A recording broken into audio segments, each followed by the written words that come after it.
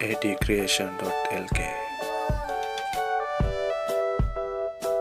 Hello guys, today I am going to show you how to make cheap digital counter using voltmeter.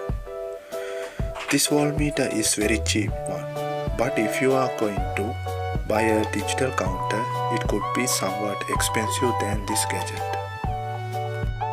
Therefore, I am going to show you how to convert voltmeter to a counter. This is very special for Arduino projects because I use an Arduino board for this project. Now, shall we do that?